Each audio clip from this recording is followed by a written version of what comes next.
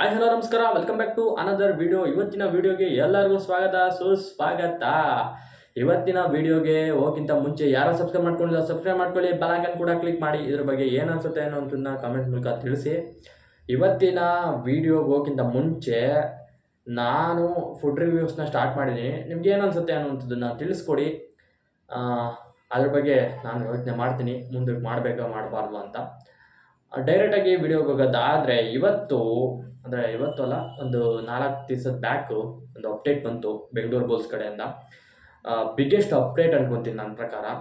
ರಣಜಿತ್ ಶರಾವತ್ ಅವರು ಕೋಚಿಂಗ್ ಸ್ಥಾನಕ್ಕೆ ರಿಸೈನ್ ಮಾಡಿದ್ದಾರೆ. ಅವರು ಮನೆಗೆ ಹೋಗಿದ್ದಾರೆ. ಪ್ರಾಬಬ್ಲಿ ಯಾವ ಟೀಮಿಗೂ ಕೋಚ್ ಮಾಡಲ್ಲ ಅನ್ಸುತ್ತೆ. ನೆಕ್ಸ್ಟ್ ಅಪ್ಡೇಟ್ ನೋಡ್ಕೊಂತು ಅಂದರೆ ನಮ್ಮ BC ರಮೇಶ್ ಕನ್ನಡಿಗವರು ನಮ್ಮ ಟೀಮಿಗೆ ಕೋಚ್ ಆಗಿ ಬಂದಿದ್ದಾರೆ. ತುಂಬಾ ಖುಷಿ ಆಯಿತು. ತುಂಬಾ ಖುಷಿ ಆಯಿತು. ಸೀಸನ್ 6ರಲ್ಲಿ ನಮ್ಮ ರಣಜಿತ್ ಶರಾವತ್ ಅವರಿಗೆ ಅಸಿಸ್ಟೆಂಟ್ ಕೋಚ್ ಆಗಿ ಚೆನ್ನಾಗೇ ಈ ಟೀಮನ್ನು ನಿಭಾಯಿಸಿದ್ರು ಕೂಡ, ಸಖತ್ತಾಗಿ ಆಡಿಸಿದ್ರು ಕೂಡ. ಆಮೇಲೆ ಅವರು ಬೆಂಗಾಲ್ ವಾರಿಯರ್ಸ್ಗೆ ಹೋಗಿ ಬೆಂಗಾಲ್ ವಾರಿಯರ್ಸ್ನ ಚಾಂಪಿಯನ್ ಮಾಡಿದ್ದು ಸೀಸನ್ 7ನಲ್ಲಿ ಆಗಿರ್ಬೋದು. ಅದಂತೂ ಮೈಂಡ್ ಬ್ಲೋಯಿಂಗ್ ಅನ್ಕೊತೀನಿ. ಯಾಕಂದರೆ ಸ್ಟಾರ್ ಪ್ಲೇಯರು ಔಟ್ ಆಗಿ, ಅಂದರೆ ಅವ್ರಿಗೆ ಇಂಜುರಿ ಆಗಿತ್ತು ಮಣಿಂದರ್ ಸಿಂಗ್ಗೆ, ಅವ್ರನ್ನ ಆಚೆ ಕಡೆ ಕುಣಿಸಿ ಏನು ಯುವ ಆಟಗಾರರನ್ನ ಮಡಿಕೊಂಡು ಅವರು ಯಾವ ರೀತಿ ಆಡಿಸಿದ್ರು, ಚಾಂಪಿಯನ್ ಮಾಡಿಸಿದ್ರು, ಅದಂತೂ ಮೈಂಡ್ ಬ್ಲೋಯಿಂಗು. ಮತ್ತು ಪುನೇರಿ ಪಲ್ಟನ್ನ ಯಾವ ರೀತಿ ಚಾಂಪಿಯನ್ ಮಾಡಿದ್ರು, ಆಮೇಲೆ ಈ ರೀತಿ ಎಲ್ಲ ಟೀಮ್ನ ಆಡಿಸಿದ್ರು. ಸಖತ್ತಾಗಿ ಕೋಚ್ ಮಾಡ್ತಾರೆ. ನಮಗೆ ತುಂಬಾ ಇಷ್ಟ ಅವ್ರು ಬರಲಿ ಅಂತ ಎಲ್ಲರ ಅಪೇಕ್ಷೆಗಳು ಇತ್ತು. ಆದರೆ ಫೈನಲಿ ನಮ್ಮ ಮ್ಯಾನೇಜ್ಮೆಂಟ್ ಅವರಿಗೆ ನಮ್ಮ ಬೇಡಿಕೆ ತಲುಪಿದೆ ಅಂದ್ಕೊತೀನಿ. ಬಂದಿದೆ ಬಿಗ್ಗೆಸ್ಟ್ ಅಪ್ಡೇಟ್.